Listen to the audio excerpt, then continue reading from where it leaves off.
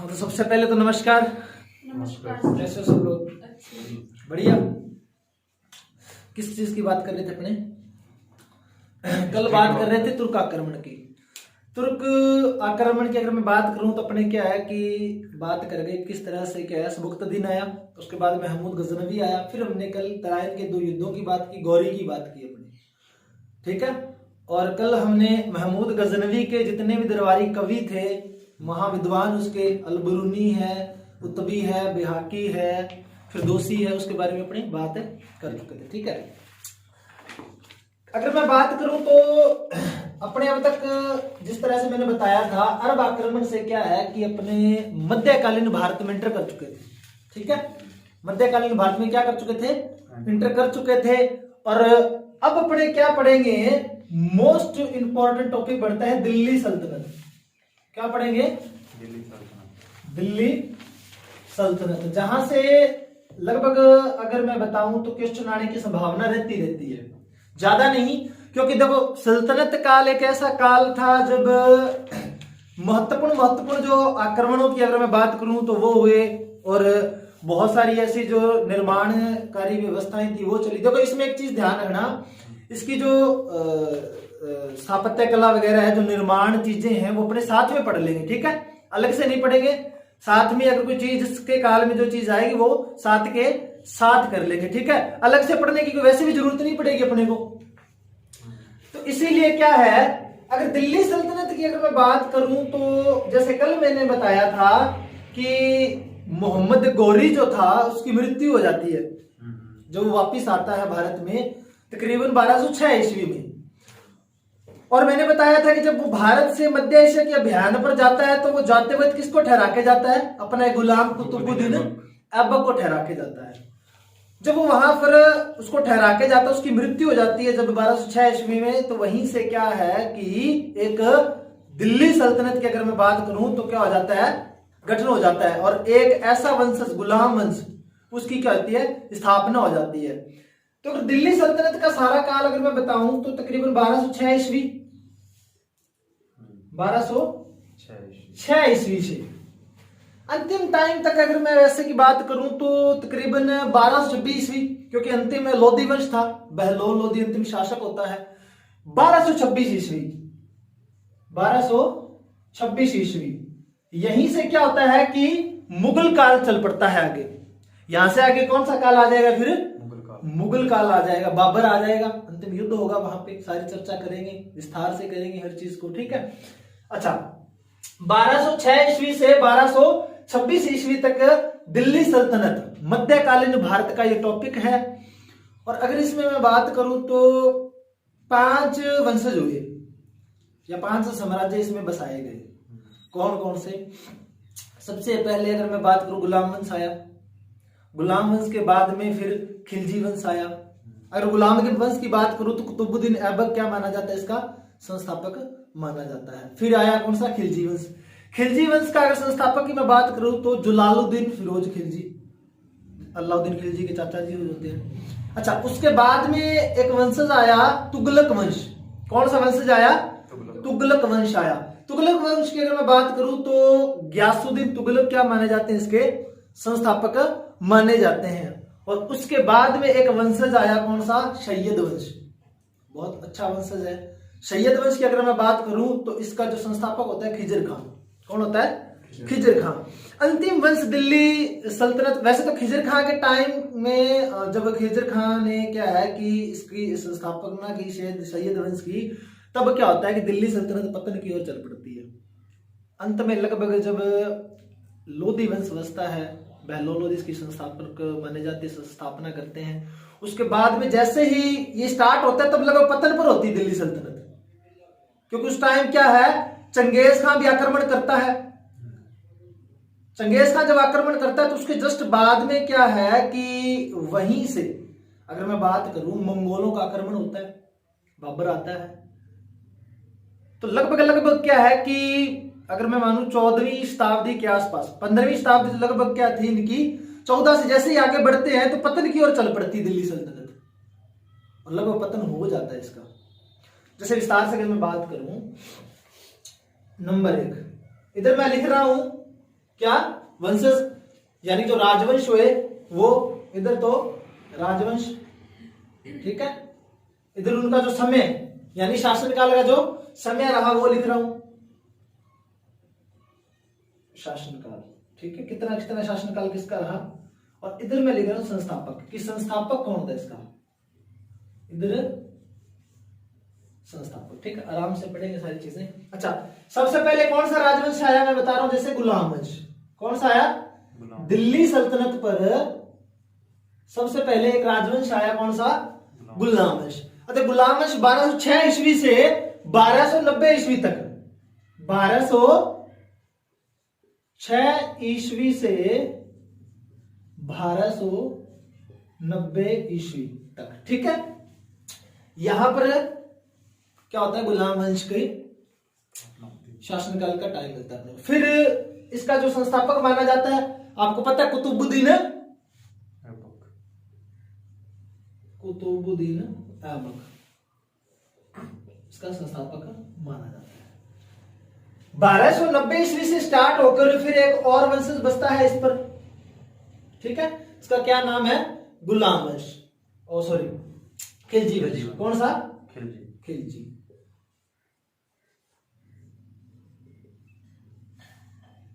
और ये 1290 ईस्वी से, क्योंकि पता होगा आपको अलाउद्दीन खिलजी ने चित्तौड़ आक्रमण है आपका, जालौर सब आक्रमण किए थे, वो इसी के टाइम में 1290 के बाद में 1301, 2, 3, ठीक है। तो ये कौन सा आ गया, खिलजी वंश। 1320 ईस्वी तक, कब, क्योंकि अलाउद्दीन खिलजी तक का ये टाइम मिलता है ना, उसके बाद में इसका जो संस्थापक माना जाता है फिरोज जलालुद्दीन खिलजी, जलालुद्दीन खिलजी, जलालुद्दीन खिलजी, ठीक है, खिलजी है, समझ लेना। अच्छा, उसके बाद में तुगलक वंश, उसके बाद में कौन सा वंश आया, तुगलक वंश। अगर तुगलक वंश की बात करें तो जस्ट 1320 ईस्वी के बाद में 1414 तक इनका शासनकाल रहता है। 1320 ईस्वी से कब तक, 1414 ईस्वी तक। इसका जो संस्थापक माना जाता है तुगलक वंश का, वो आपका कौन है, गयासुद्दीन तुगलक। कौन सा, गयासुद्दीन तुगलक, ठीक है। फिर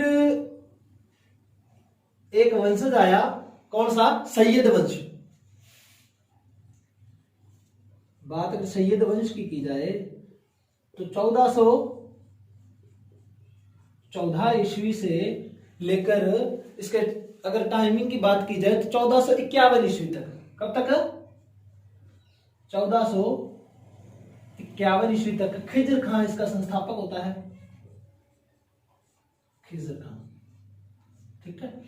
अच्छा, उसके बाद में जो वंश, अंतिम वंशज कौन सा आया इस पर, किस पर, दिल्ली सल्तनत पर, लोधी वंश। कौन सा, लोधी वंश। और लोधी वंश की अगर बात की जाए तो 1451 ईस्वी से लेकर अंतिम पड़ाव कब आया, 1526 के अंदर, ठीक है। कैसे हुआ, क्या हुआ, वो सारी चीजें पढ़ेंगे, एक एक करके पढ़ेंगे, ठीक है। और इसका संस्थापक माना जाता है बहलोल लोधी, बहलोल लोधी। इस चीज को आप एक बार नोट करो, फिर आगे चलते हैं।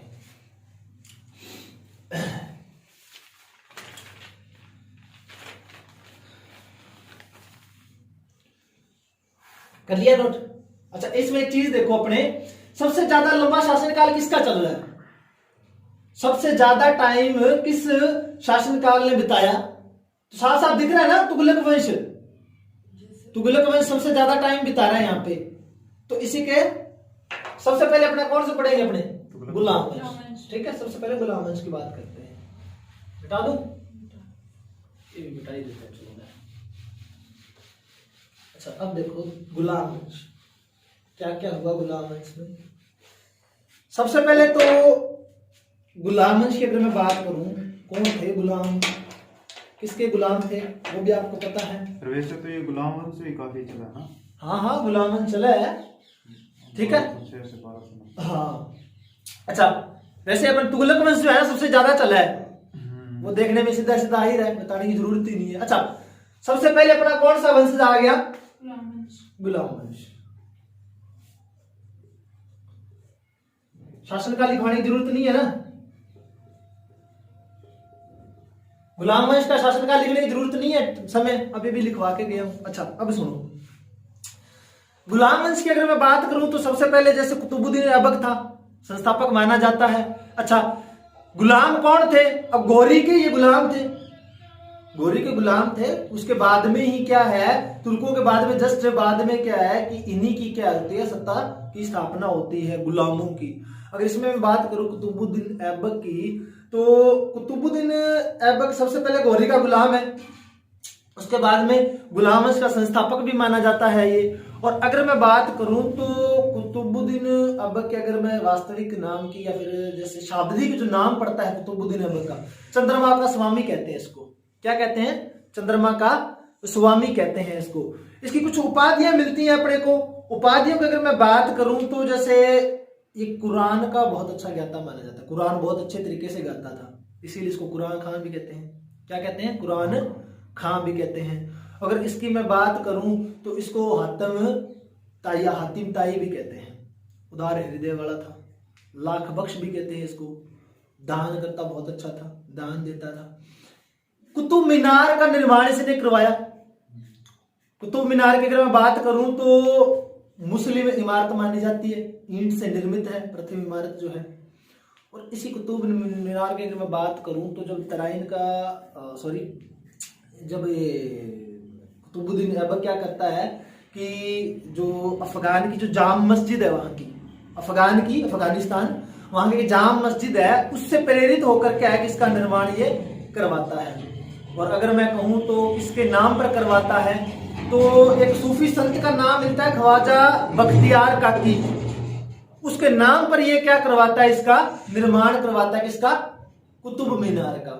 अच्छा, कुतुब मीनार की बात की जाए तो जैसे इसकी जो मंजिला निर्माण की अगर मैं बात करूं तो 1 से जो 2 तक मंजिल का निर्माण है वो तो कौन करवाता है?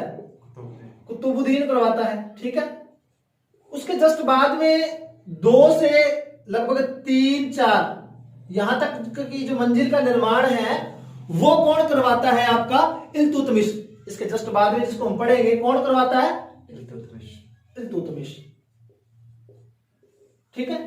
अच्छा, बिजली आने के कारण क्या है कि इसकी जो चौथी मंजिल है कुतुब मीनार की वो ध्वस्त हो जाती है।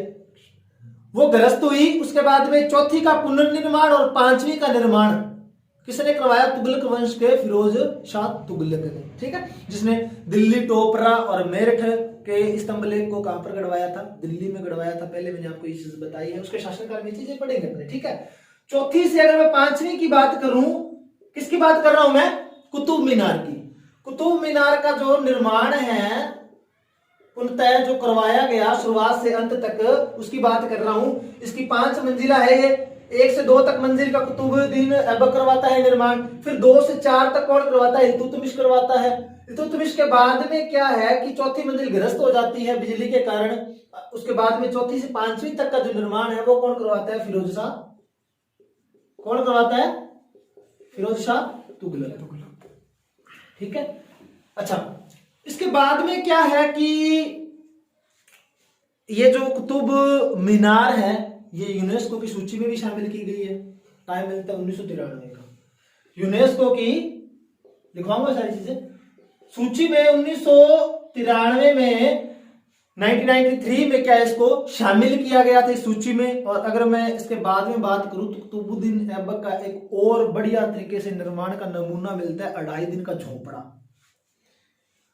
अगर 2.5 दिन के झोंपड़े की अगर मैं बात करूं तो जब तराइन का जब द्वितीय युद्ध होता है, तराइन के द्वितीय युद्ध में क्या है, गौरी के आदेश से ये निर्माण करवाता है कुतुबुद्दीन ऐबक। किसका? 2.5 दिन के झोंपड़े का निर्माण करवाता है। अगर मैं बात करूं 2.5 दिन के झोंपड़े की कि ये किस जगह पर बना हुआ है, एक महाविद्यालय या कहूं विश्वविद्यालय था संस्कृत का, कंठाभरण विश्वविद्यालय था। उसी जगह पर क्या है कि इसका निर्माण करवाया जाता है किसके द्वारा? ऐबक के द्वारा। और इसी की अगर मैं बात करूं किसकी, 2.5 दिन का झोपड़ा लिखवाऊंगा ये सारी चीजें, ठीक है। आपको किसने निर्माण करवाया, एक चीज याद रखना इसके बारे में कि जब इसकी मृत्यु हो जाती है किसकी, मोहम्मद गोरी की, जस्ट उसके बाद में जब गुलाम वंश की स्थापना करके क्या कुतुबुद्दीन ऐबक बढ़ता है। हालांकि उसने कह दिया था, आदेश तो किसने दिया था? गौरी ने दिया था। ये चीज याद रखना क्योंकि कंट्रोवर्सी हो जाती है कुछ चीजें। आदेश तो किसका है? गौरी का है। और निर्माणकर्ता कौन है? ऐबक है। ये चीज याद रखना। निर्माण किसने करवाया था? ऐबक ने करवाया था। तो शासनकाल भी किसका हुआ? ऐबक का हुआ ना, ठीक है। इसीलिए ये चीज याद रखना। अच्छा, अपने लिख लेते हैं। फिर अगर कुतुबुद्दीन ऐबक की मृत्यु की अगर मैं बात करूं तो चौगान, आपने शायद तक सुना होगा, चौगान खेलते समय ये घोड़े से गिर जाता है और घोड़े से गिरने के कारण क्या इसकी मृत्यु हो जाती है, इसकी कुतुबुद्दीन ऐबक की। और कब होती है? लगभग 1210 ईस्वी में इसकी क्या हो जाती है? मृत्यु हो जाती है। कुतुबुद्दीन ऐबक की चौगान खेलते समय घोड़े से गिर जाता है और इसकी क्या हो जाती है? मृत्यु हो जाती है। अपने ये सारी चीजें एक बार लिख लेते हैं किसके बारे में? कुतुबुद्दीन ऐबक के बारे में। तो हेडिंग डालो अपने 1 नंबर पर, कुतुबुद्दीन ऐबक। सबसे पहले तो गुलाम वंश का संस्थापक कौन है? कुतुबुद्दीन ऐबक, ठीक है। अच्छा, उसके बाद में सबसे पहले फिर अपने कुतुबुद्दीन ऐबक को पढ़ते हैं। कुतुबुद्दीन ऐबक, कुतुबुद्दीन ऐबक के शासनकाल की बात करूं मैं तो 1206 ईस्वी से मृत्यु कब हुई इसकी? 1210 ईस्वी। इसका क्या माना जाता है? शासनकाल माना जाता है। कुतुबुद्दीन की बात करूं तो मैं गौरी का गुलाम था। क्या था ये? गौरी का गुलाम था। अच्छा, गौरी के गुलाम के अलावा गुलाम वंश का संस्थापक, ये चीज इसके अंदर तो आएगी ना, गुलाम वंश का संस्थापक भी है ये।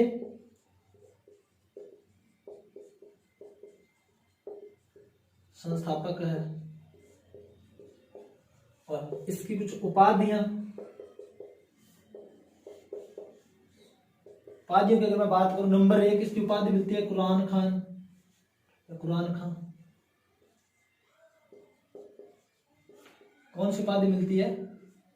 कुरान खां। देखो, कुरान खां की उपाधि मैंने पहले बताया कि कुरान का बहुत सुरीले स्वर में पाठ करता था ये, ठीक है।